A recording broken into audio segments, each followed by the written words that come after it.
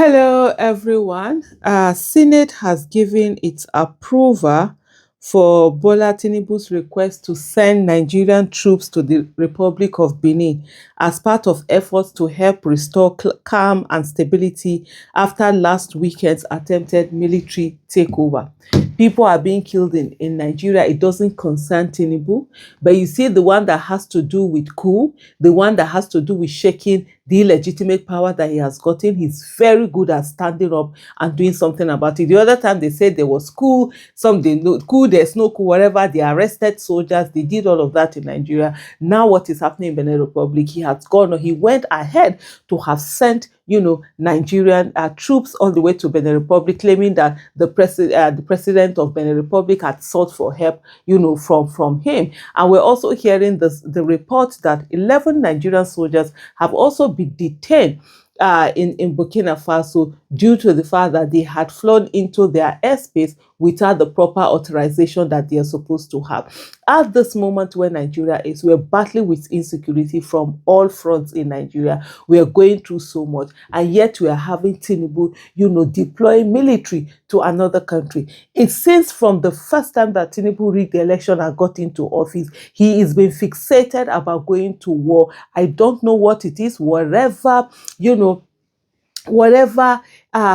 is it some childhood or whatever wishes he have to take Nigeria to war. It's something he has been aiming on for a very long time. And of course, he was condemned all around for the fact that he did not seek for Senate approval before he went before he sent Nigerian troops to Benin Republic. And also, there was nothing that had to do with Nigeria's, security, national security, that warranted him to have done that, because there is a clause in the constitution that allows that to be done before you were then within 7 days you now go to sleep. There was nothing that warranted Nigeria, being on that thread. But this person decided to do what he was going to do. And then he came in, today he came in to the Senate to now come and meet those ones that do not know their job, that are like slave. Every senator should be ashamed of his or herself for allowing this, whether you voted yes or no. At the end of the day, the Senate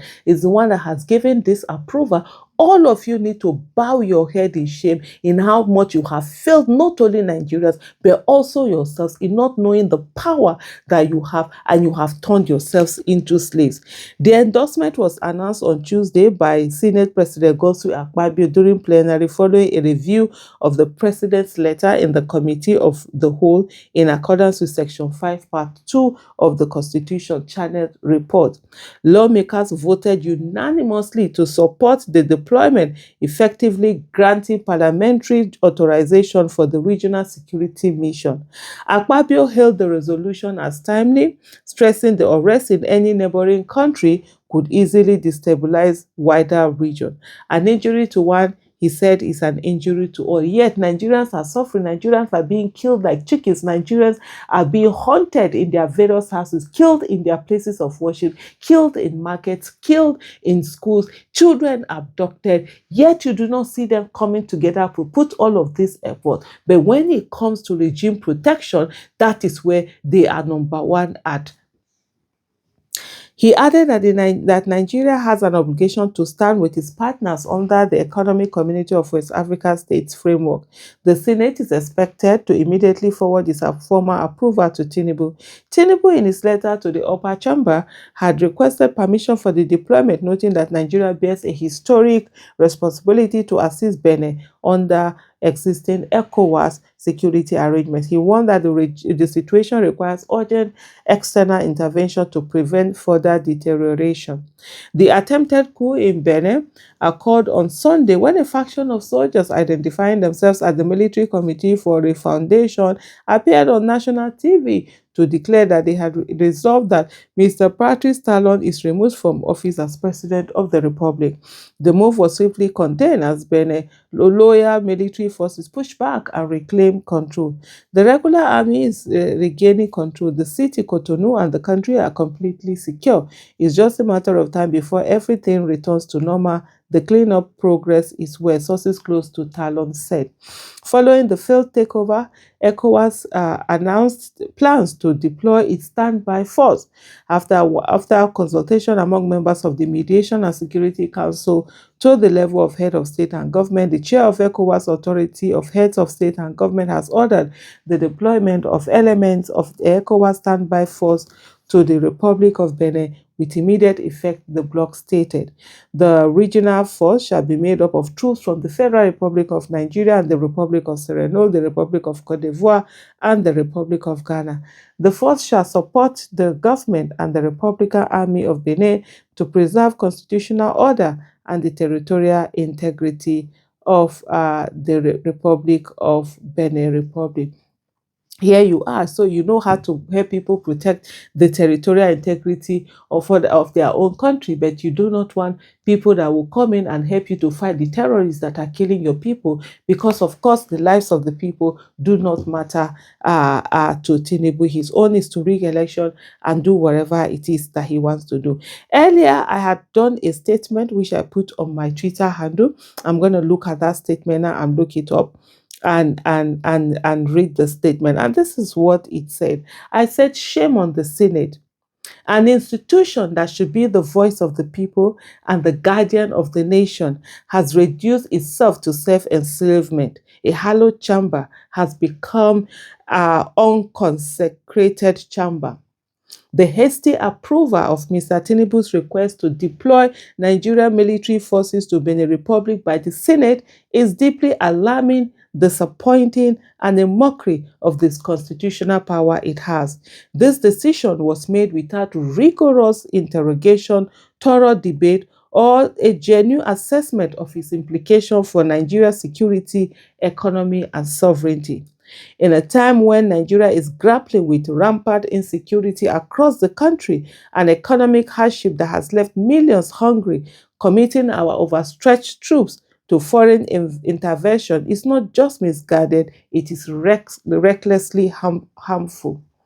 The deployment risks the lives of our brave soldiers, drains scarce national resources that could be invested in domestic priorities like healthcare, education, and infrastructure, and potentially entangles Nigeria in a regional conflict that do not directly serve our interests. It sets a dangerous precedent where executive whims override national consequences, further weakening our already fragile institution. How can we justify sending our forces abroad when our borders remain porous and our people live in fear? When our soldiers have been complaining bitterly of their welfare not being taken care of and nothing done about it? When we have not even equipped our soldiers with the necessary arms needed to defend the territorial integrity of Nigeria? The action of the Senate once again exposes the profound threat a weak National Assembly poses to our democracy. As the people's representatives, lawmakers are duty bound to act as check on executive power, not as a rubber stamp.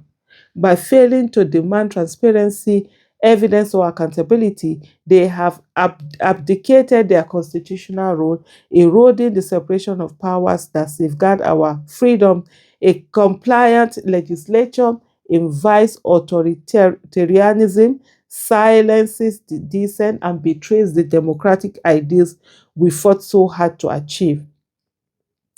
We are watching as our democracy is being eroded. Abuse of power, suppression of opposition, mismanagement of resources, loss of credibility of our country in regional and international conversation, threat to federalism, and a looming regional instability that can be caused by unilateral decision, sparking conflicts and undermining regional cooperation while doing nothing.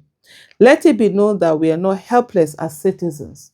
We are enablers of the assault on our democracy. And as for the senators, they have failed in even upholding their constitutional given rights as lawmakers. With the display of servitude to Mr. Tinubu, all senators of the 10th Assembly should bow their heads in shame and be stripped of the undeserving title of distinguished. Those who have not distinguished themselves have no business